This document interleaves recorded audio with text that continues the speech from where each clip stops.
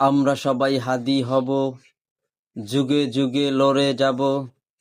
আমরা সবাই হাদি হব, যুগে যুগে লড়ে যাব। ইনকেলাব ইনকেলাব, জিন্দাবাদ জিন্দাবাদ।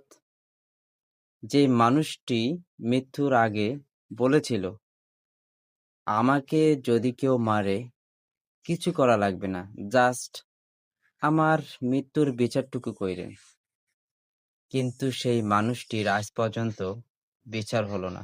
অনেক দিন হয়ে যে মানুষটি কি ওপেনলি একজন মানুষ সরাসরি গুলি করে হত্যা করলো, কিন্তু তার বিচার করার জন্য যে আরো কত বছর লাগবে আল্লাহই ভালো জানে।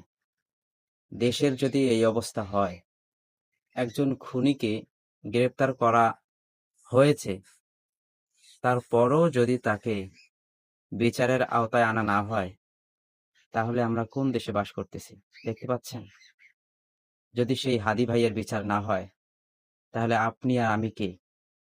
আপনি আর আমি যদি রাস্তার মধ্যে মরে যাই, আমাদের বিচার তো দূরের কথা, যদি বিচার চাওয়ার জন্য থানায় গিয়ে জিডি করি, তাহলে তো আমরাই বিপদের মধ্যে পড়ে যাব।